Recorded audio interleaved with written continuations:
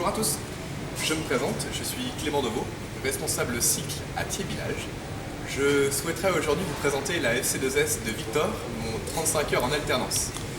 Sa famille est les antivols et il avait une problématique qui était que les clients ne sont pas dupes et lui disaient très vite « Oui, mais on sait, les antivols, même avec des antivols, on peut se faire voler nos vélos, on aimerait savoir en gros ce qui marche et ce qui ne marche pas. » C'est une problématique quand on travaille dans le rayon cycle qui revient de manière récurrente, on le sait tous.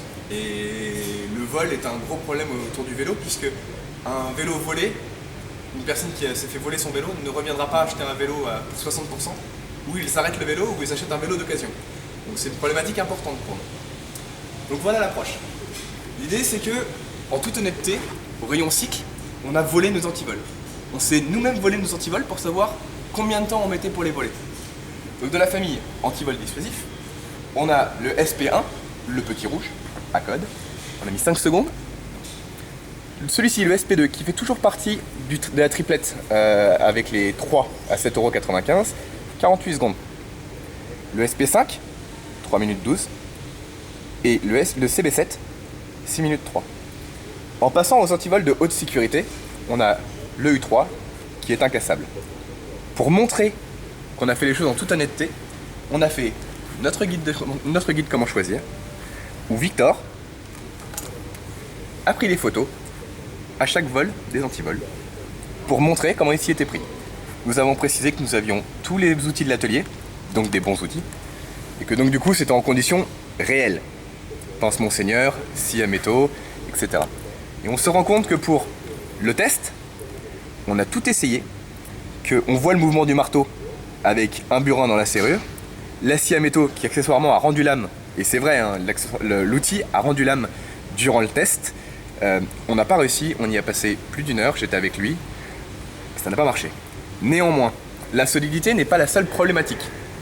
Il y a aussi une problématique de prix, il y a aussi une problématique de poids, puisque le U est de très bonne qualité mais est beaucoup plus lourd que les autres. Ainsi, on a fait une grille de synthèse expliquant pour chacun d'antivol le prix, le poids, la manière de l'attacher, la longueur, puisqu'on sait qu'un BOA aura beaucoup plus de distance qu'un U, et l'environnement, le type d'utilisation dans lequel on pouvait l'utiliser.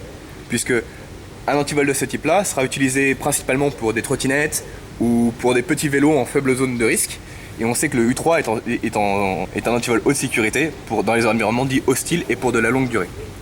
La famille antivol faisait à 4 semaines avant d'avoir commencé plus 3. Aujourd'hui, à 4 semaines, cette famille fait plus 40%. Merci beaucoup en tout cas d'avoir écouté ce message, en espérant que vous la trouverez intéressante et qu'elle sera dupliquée dans beaucoup de magasins parce que ça monte la technicité et puis c'est aussi une part d'honnêteté vis-à-vis du client. Quand on a un client en face de nous qui nous dit oui mais je sais qu'on les vole, ah oui non mais c'est vrai, tout à fait monsieur, on peut voler des antivols. Néanmoins, si vous prenez de la qualité, vous êtes protégé. Merci beaucoup en tout cas. Bonne journée.